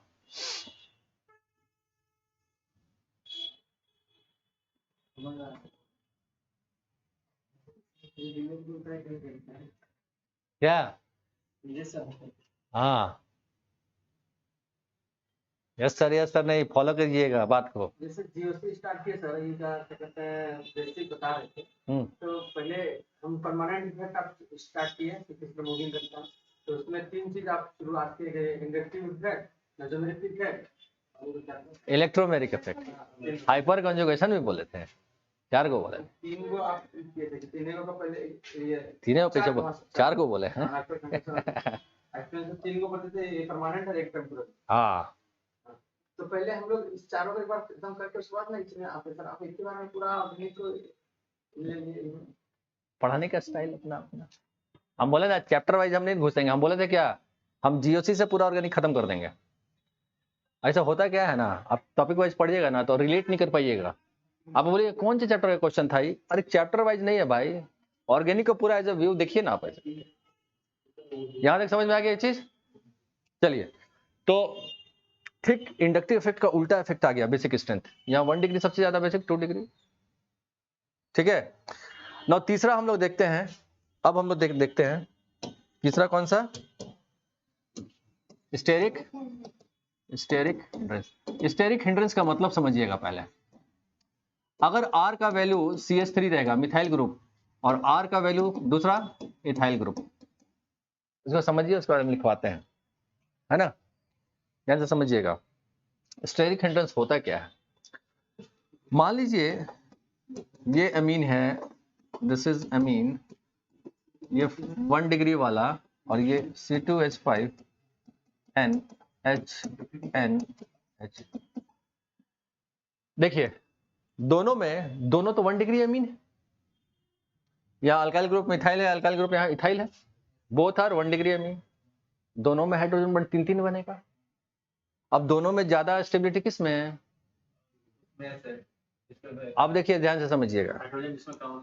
नहीं भाई सुनिए, स्टेरिक हिंड्रेंस का मतलब समझिए। ये जो अल्काइल ग्रुप जो होता है, these are hydrophobic in nature, पानी से रिपल्सन होता है इसका। हाइड्रोकार्बन को पानी में डिसॉल्व कर लीजिएगा, पेट्रोल डीजल को पानी में डिसॉल्व कर लीजिएगा, नहीं ना होगा।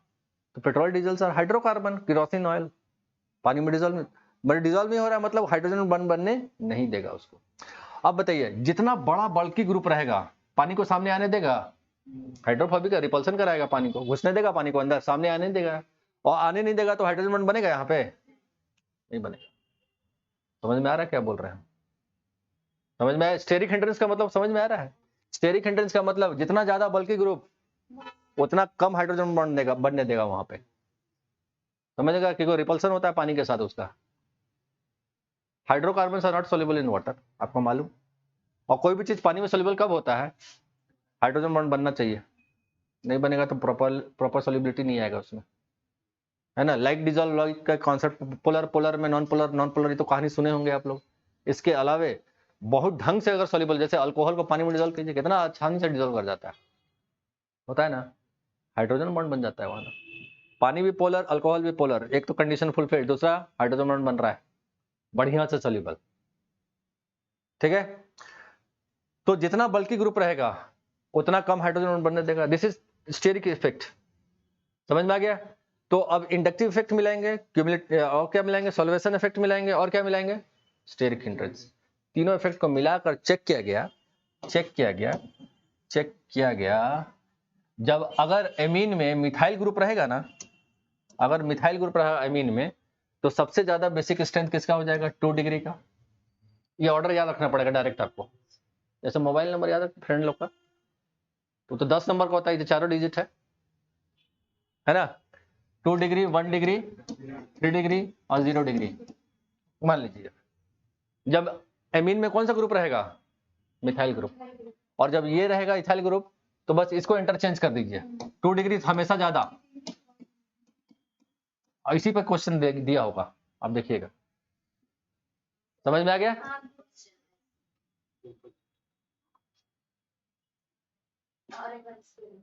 ठीक है, तो बेसिक स्ट्रेंथ में हम लोग एमीन का बेसिक स्ट्रेंथ 3 फैक्टर पर डिपेंड कर रहा है।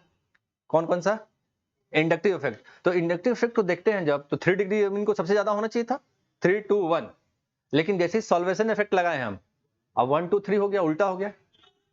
और उसके बाद एक और इफेक्ट देखना है हमको, स्टेरिक हिंड्रेंस। तो तीनों का जब इफेक्ट मिला के देखा गया, एक्सपेरिमेंट करके देखा गया, तो उसमें यह देखा गया कि 2 डिग्री एमीन हमेशा पानी में बेसिक, सबसे ज्यादा बेसिक स्ट्रेंथ का पाया गया। अल्काइल ग्रुप ये रहे या यार, कोई फर्क नहीं पड़ता है, समझ में आ गया। लेकिन अगर मिथाइल ग्रुप रहेगा तो हाइड्रोजन बॉन्ड ज्यादा बनेगा, स्टेरिक हिंड्रेंस कम ना होगा उसमें। ध्यान से समझिएगा, आंसर कैसे याद करने का ट्रिक दिखा दे रहे हैं आपको। जब अल्काइल ग्रुप छोटा रहेगा, यहाँ पे छोटा रहेगा, तो ये हाइड्रोजन बॉन्ड बनने तो देगा ना, उतना हिंड्रेंस रिपल्सन नहीं ना होगा पानी के साथ। और इसके जगह पर अगर बल्की ग्रुप आ गया तो पानी के साथ ज्यादा रिपल्सन होगा कि नहीं, होगा कि नहीं बताइए। तो ज्यादा रिपल्सन यहाँ पे पानी के साथ।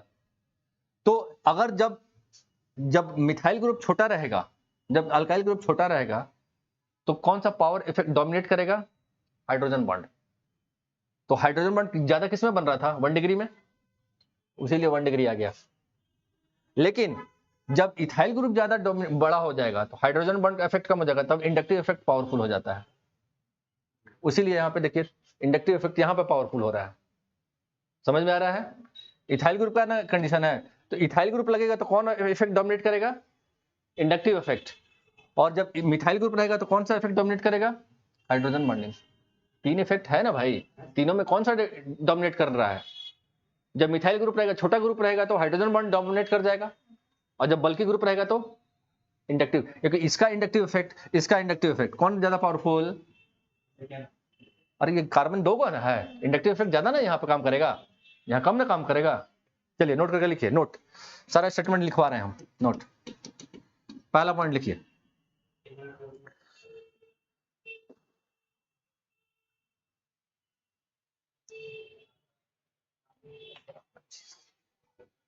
अब क्वेश्चन आप लोग निकाल लीजिए मोबाइल में, जो है एमीन का सारा क्वेश्चन बनवाते हैं अभी हम। बेसिक स्ट्रेंथ है ना मोबाइल में, है ना कुछ, आपका भी तो मोबाइल कुछ अब बनाते हैं, अभी बनाते हैं हम, सब क्वेश्चन बनेगा। हाँ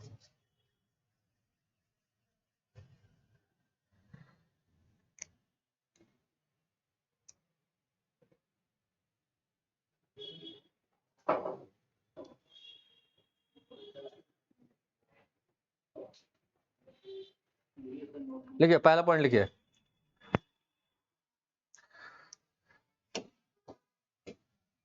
अब ध्यान से देखिएगा। पहला नोट, पहला point, if phase is not given,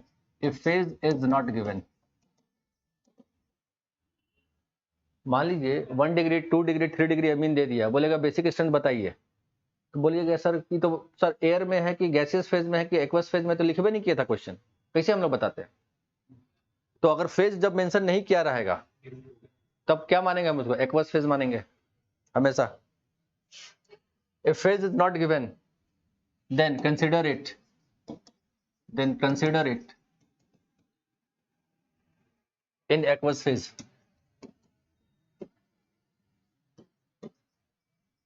बड़ा इंपॉर्टेंट पॉइंट है, स्टूडेंट लोग को शिकायत करेगा, सर फेज तो देवे नहीं कहते, कहां से आंसर मारते हैं हम लोग, है ना। दूसरा, Second point, if alkyl group is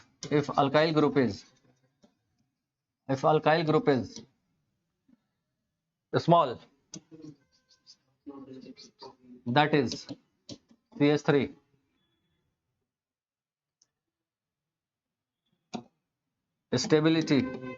stability due to hydrogen bonding is greater than stability due to plus I effect.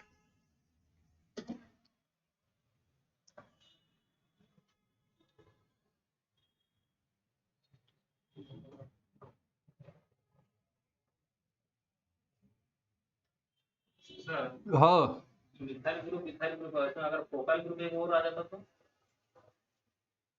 अलग अलग कंपाउंड का अलग अलग नहीं पढ़ना है, इतने लेवल तक पढ़ना है।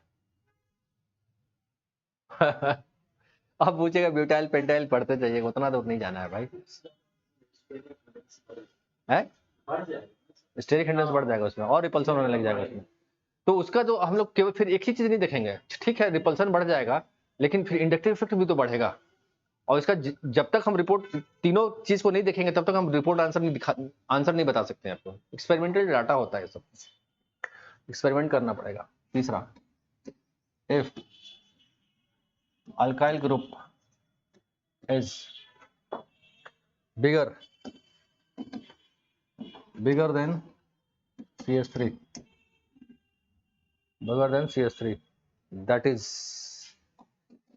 C2H5 C3H7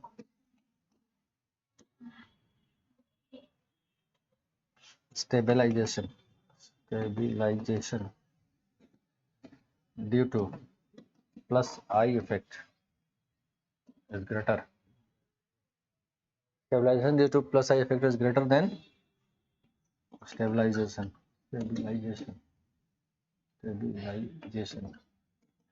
due to hydrogen bonding. अब तो याद हो गया होगा, आप है मोबाइल नंबर याद हो गया 21302310 है ना। अच्छा याद नहीं रहेगा तो कैसे, हम ट्रिक दिखा देते हैं आपको। चलिए याद नहीं रहेगा तो मोबाइल नंबर तो ऐसे याद रहना चाहिए। मोबाइल नंबर का एक डिजिट गड़बड़ हो गया हाँ तो सब गड़बड़ा जाएगा। तो इसमें देखिए एक ही चीज क्यों याद करना, देखिए 2130 और 2310, तो ये वाला तो कांस्टेंट है ना, केवल यहाँ वेरी कर रहा है आपका, है ना। तो आप देखिए ये वाला वैल्यू कब होगा, जब अल्काइल ग्रुप छोटा होगा क्योंकि वहाँ हाइड्रोजन बॉन्ड डोमिनेट करेगा मिथाइल, और ये वाला बड़ा, मतलब अल्काइल ग्रुप बड़ा ग्रुप होगा, इथाइल प्रोपाइल ग्रुप होगा, तो वो जहां डोमिनेट करेगा। इसलिए stabilisation due to plus I effect ज्यादा हो रहा है इसमें हाइड्रोजन बॉन्ड से, है ना। तो बस यही तरीका है आपको याद करने। चलिए आप क्वेश्चन निकालिए।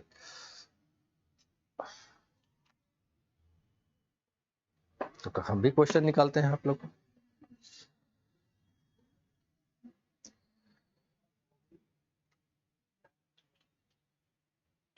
सेकंड वाले में अभी क्या बोले थे, 2310 शुरू वाला में तो बोली थी। देखिए यहाँ पे अगर 1 क्यों जा रहा है, क्योंकि यहाँ पे 1 डिग्री अमीन जब रहेगा तो हाइड्रोजन बॉन्ड ज्यादा डोमिनेट करेगा, और यहाँ पे इंडक्टिव इफेक्ट ज्यादा करेगा, क्योंकि अल्काइल ग्रुप रहेगा ज्यादा बड़ा रहेगा तो ज्यादा इलेक्ट्रॉन देगा ना, तो वहां ज्यादा पावरफुल इफेक्ट आ जाएगा वहां पे। तो तीनों इफेक्ट को मिला के हम लोग आंसर निकालते हैं इसका।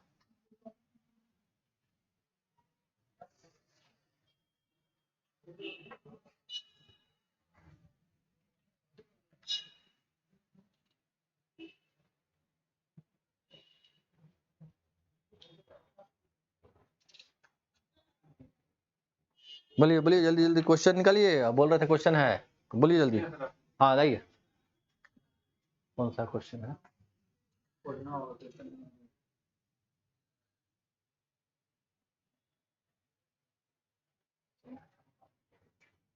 ऊपर में नीचे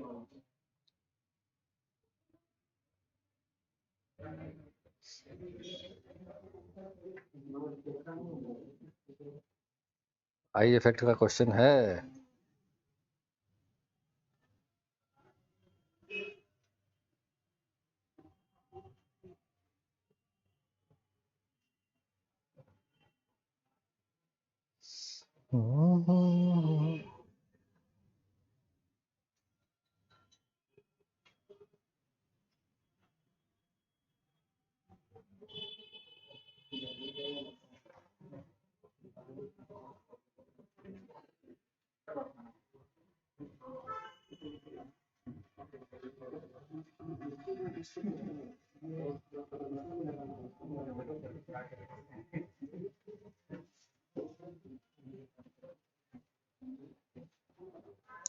कार्बिन वाला क्वेश्चन दिया है भाई, कार्बिन का दिया है क्वेश्चन।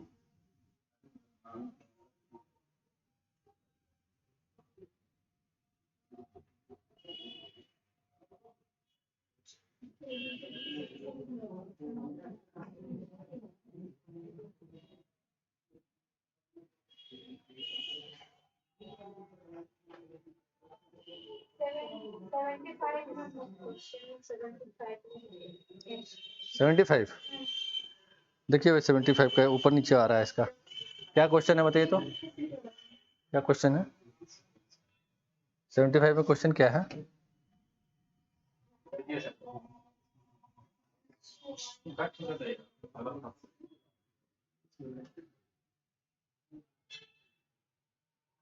सेवेंटी न्यूक्लियोफिलिसिटी मांग रहा है, बेसिक स्ट्रेंथ नहीं मांग रहा है, न्यूक्लियोफिलिसिटी मांग रहा है। चलिए हम दे रहे हैं क्वेश्चन, हटाइए।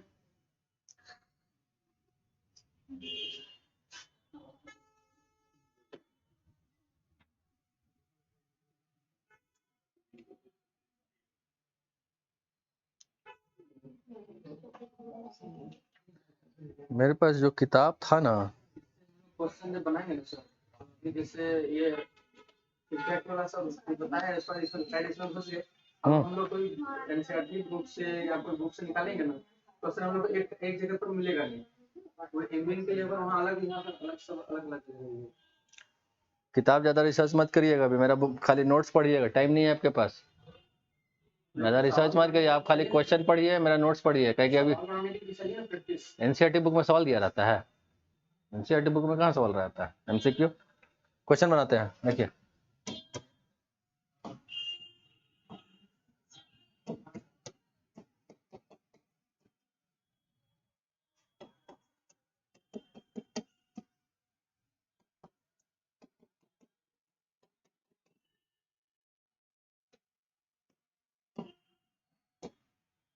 सवाल तो बहुत मिल जाएगा आपको।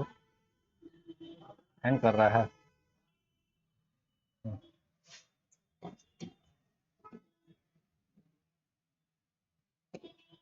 हैंग कर रहा है। अब देखिए हरा हरा आ गया।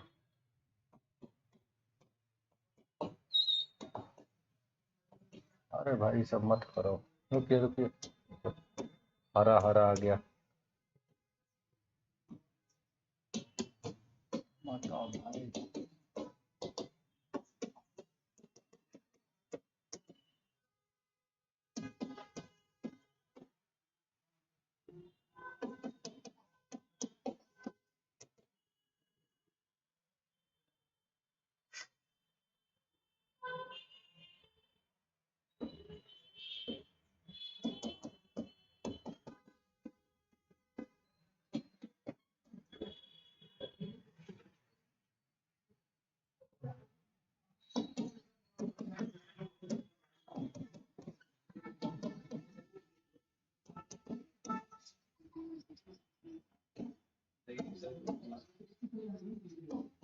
बेसिक स्ट्रेंथ निकालिए, बेसिक स्ट्रेंथ निकालिए गैसेस फेज में।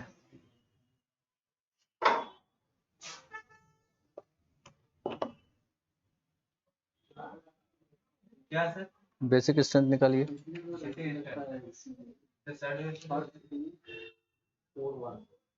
है थर्ड टू, वेरी गुड, ठीक है बन रहा है। गैसेस फेज में हम आंसर मांग रहे हैं आपसे, तो केवल इंडक्टिव इफेक्ट काम करेगा, दूसरा इफेक्ट तो काम करेगा नहीं। तो देखिए इसमें 2 अल्काइल ग्रुप है, इसमें 1 अल्काइल ग्रुप है, तो 3 सबसे ज्यादा, फिर 2। अब इस दोनों में देखिए ये जो होता है ना एरोमेटिक एमीन्स जो होता है, एक स्टेटमेंट एक लिख लीजिएगा कि aromatic amines are less basic than क्या चाहिए, एलिफेटिक एमीन, ये स्टेटमेंट लिख लीजिएगा, है ना। This is the statement. Aromatic amine जितना भी होगा ना, इसका बेसिसिटी हमेशा कम होगा किससे, एलिफेटिक से। This is aliphatic, this is aromatic. क्यों होता है जानते हैं, क्यों होता है जानते हैं?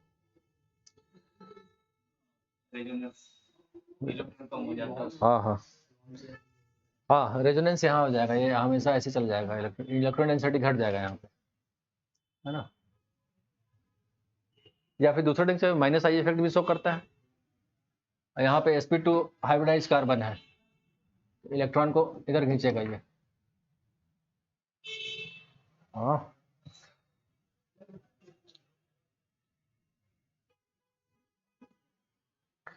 मेरा क्वेश्चन वाला किताब मेरा बैग से कौन निकाल लिया हमको मालूम नहीं, बहुत सारा क्वेश्चन था उसमें, हम रखे हुए थे आप ही लोग से पूछने के लिए।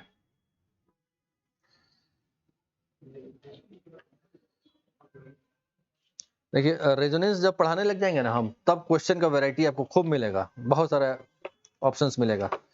अच्छा, हम क्वेश्चन दे रहे हैं अभी आप लोग।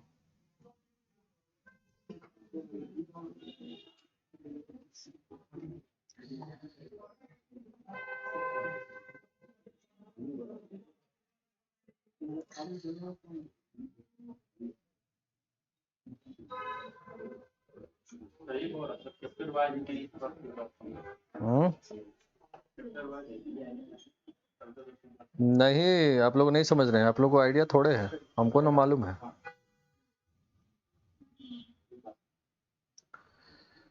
आप लोग को आइडिया नहीं है वैसा।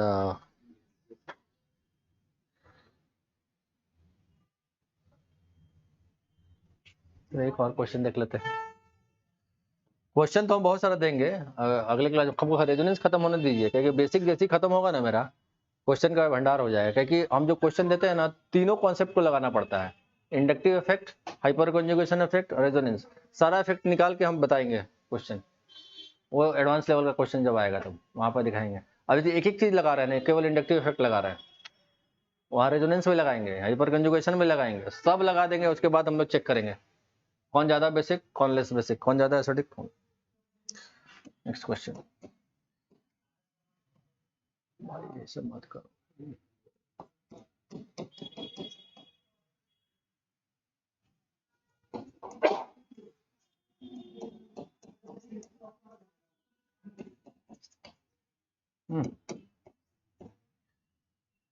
थर्ड डिग्री और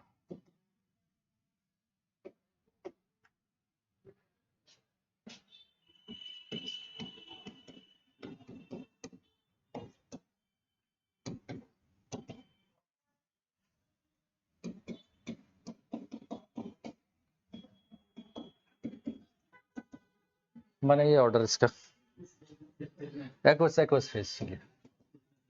हाँ, एक्वस फेस।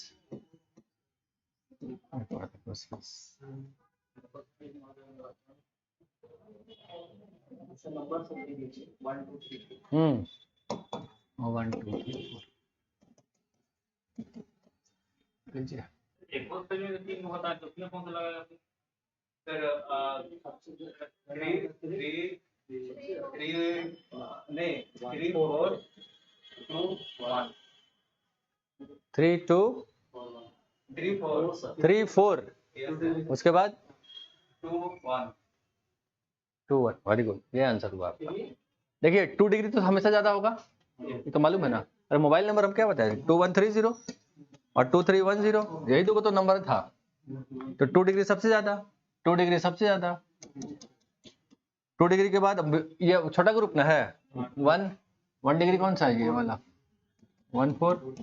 उसके बाद 3 डिग्री ये वाला सेकंड नंबर। और ये तो एरोमेटिक है, ये तो सबसे कम हो ही जाएगा, इसमें तो कोई दिक्कत नहीं।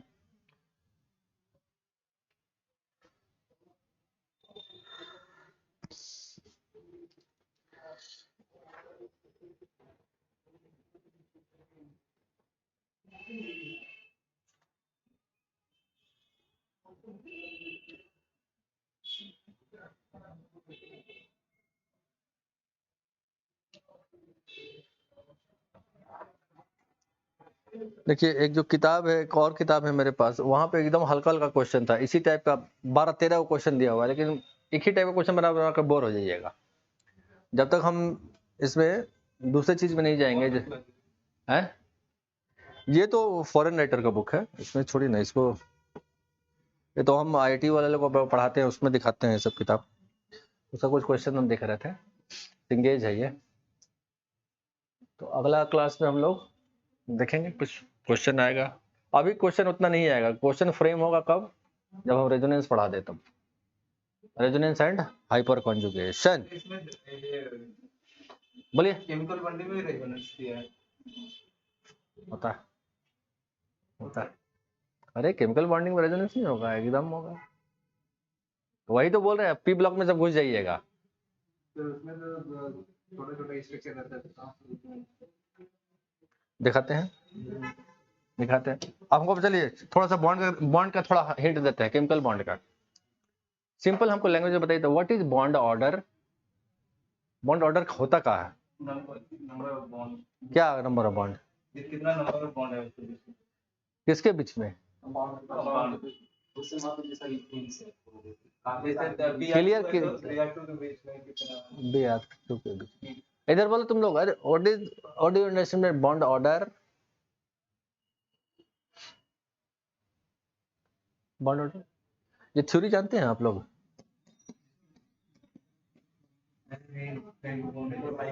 मॉलिक्यूलर ऑर्बिटल थ्योरी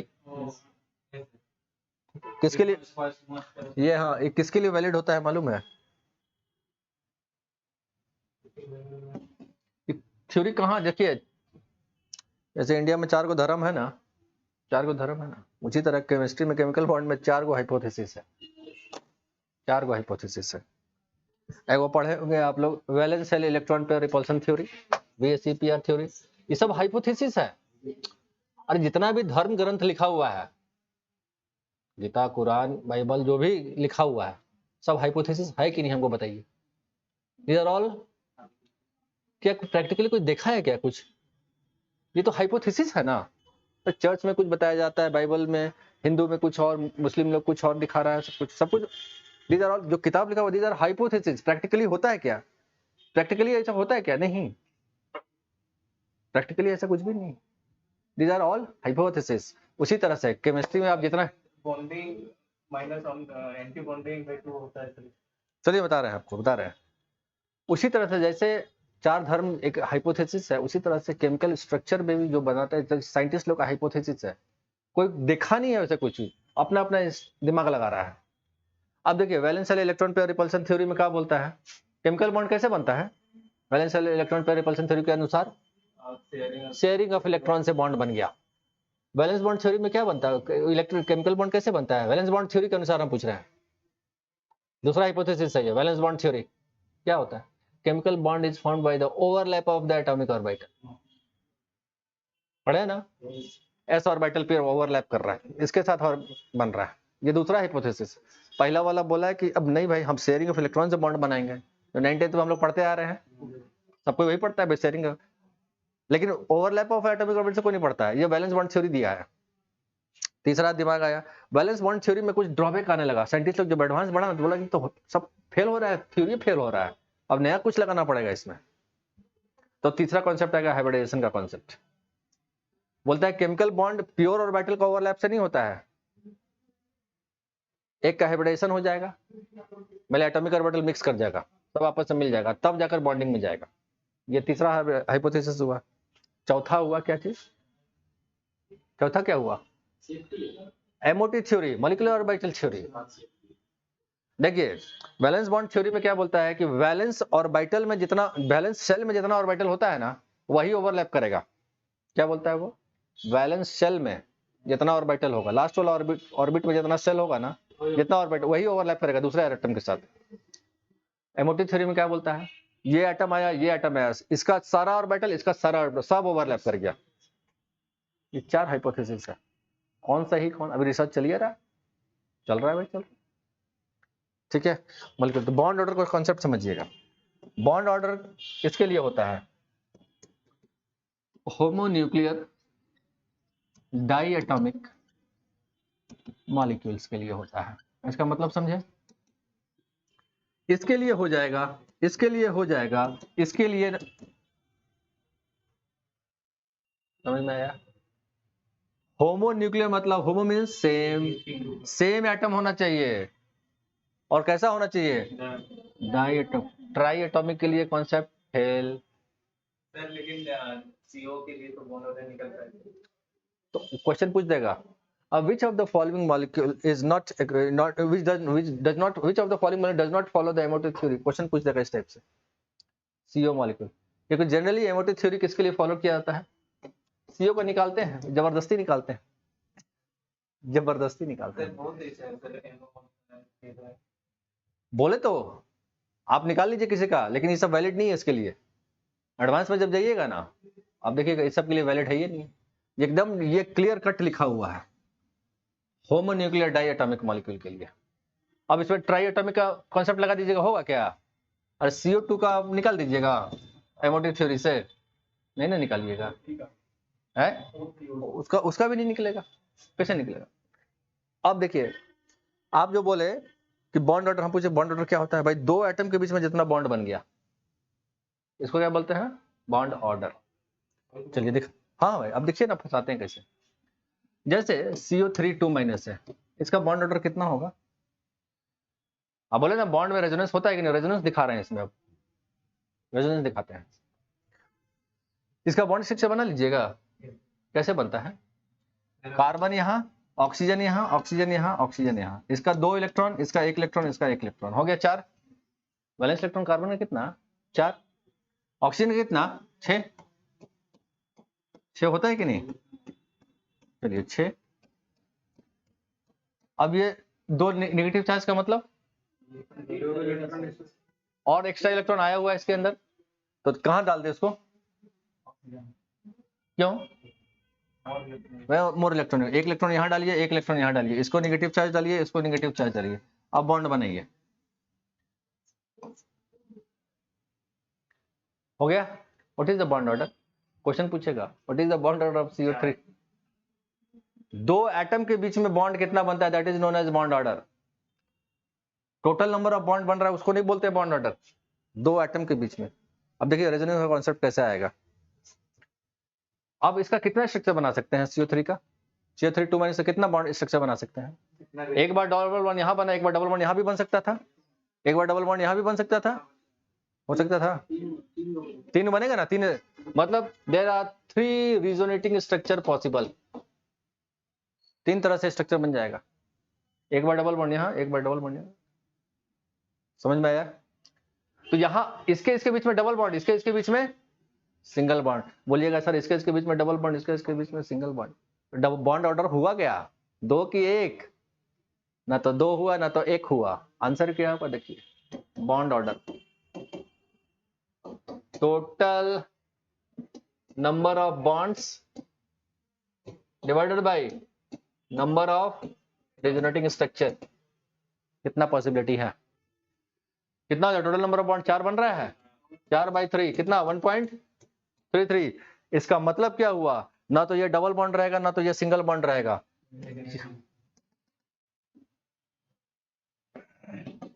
सब बॉन्ड बराबर। रेजोनेंस में जानते हैं ना, रेजोनेंस में क्या होता है? सब बॉन्ड बराबर हो जाता है, मालूम है ना? आपको मालूम है कि डबल बॉन्ड छोटा बॉन्ड होता है, सिंगल बॉन्ड बड़ा बॉन्ड होता है, लेकिन जब रेजोनेंस होगा तो सारा बॉन्ड बराबर, ना तो ये डबल रहा ना तो ये सिंगल रहा, तो सबका बॉन्ड लेंथ बीच बीच में आ गया। ये भी 1.33 का, ये भी 1.33 का, 1.33 का। This is called resonating structure. ये रेजोनेंस इन बॉन्ड। समझ में आया? NO3- का क्या होगा बॉन्ड ऑर्डर? NO3- का, NO3- बताइए बॉन्ड ऑर्डर कितना है?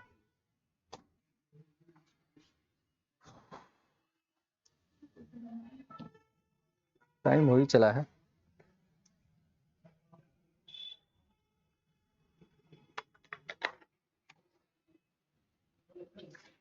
सेम होगा कितना कैसे हो जाएगा यही वाला?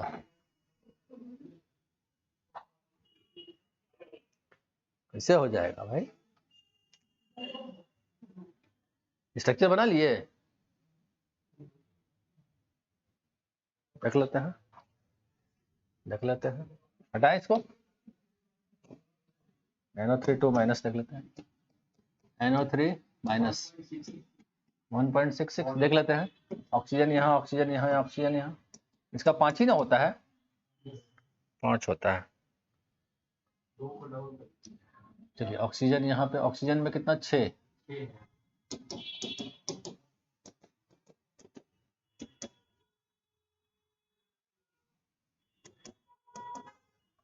हो गया 6, एक है तो एक यहाँ डाल दीजिए, निगेटिव चार्ज डाल दीजिए यहाँ पे, तो यहाँ से यहाँ बॉन्ड बना है ना, और इसको हटाइए यहाँ से, तो यहाँ से 2 इलेक्ट्रॉन डालेंगे तो यहाँ से यहाँ, अच्छा उसके बाद ये 2 इलेक्ट्रॉन रह गया, 2 इलेक्ट्रॉन रह गया, इसके बीच में क्या होगा? अभी 2 2 4 2 6 2 8, इसका तो 8 हो गया, जैसे ही इसको बनाइएगा तो 10 हो जाएगा। नाइट्रोजन पे 10 होगा, not possible, second period element है, सुपर ऑक्टेट नहीं बनेगा, क्या करें? कैसे बना लीजिएगा सिंगल? तो सिंगल भी बनाइएगा तो 9 गो इलेक्ट्रॉन हो जाएगा नाइट्रोजन के पास, 8 गो तो हो गया ना जी। अब बनाइए, शेयर करिएगा तो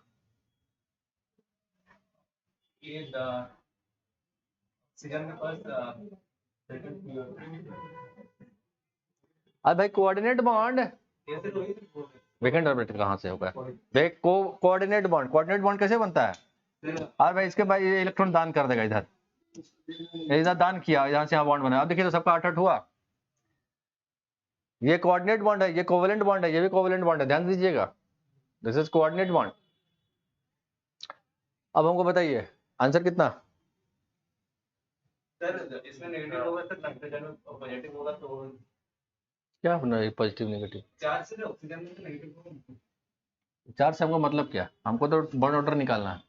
टोटल नंबर ऑफ बॉन्ड कितना? 4, 3 स्ट्रक्चर बनेगा, 4/3 1.33 1.33। कॉन्सेप्ट हम जानना चाह रहे थे, कॉन्सेप्ट पकड़ना चाह रहे थे। PO4 3 भी है, बनाइएगा उसका, है ना। केमिकल बॉन्ड अपने आप में बहुत ही वास्ट है ना। हम केमिकल बॉन्ड पढ़ा दे और आपका क्वेश्चन P ब्लॉक से पूछ देगा, बोलेगा सर आप तो पढ़ाई भी नहीं किए थे, चैप्टर वाइज घुसना चाहिए था, चैप्टर वाइज में तो P ब्लॉक में घुस जाए। P ब्लॉक अपने आप में विशाल चीज है। कोऑर्डिनेट बॉन्ड हम समझाएंगे पूरा, केमिकल बॉन्ड में जब जाएंगे ना, कोऑर्डिनेट बॉन्ड कहाँ कहाँ इस्तेमाल होता है, समझे? नेक्स्ट क्लास में देखते हैं। तो अभी हम जितना पढ़ा रहे हैं टेस्ट के लिए आप लोग तैयारी कीजिए, है ना। टेस्ट में अच्छा नंबर आने लग जाएगा ना तो कॉन्फिडेंस लेवल बढ़ेगा, नहीं तो डिमोरलाइज हो जाइएगा आप लोग। अब जो है तो यहीं पे ना करना, हम तो क्वेश्चन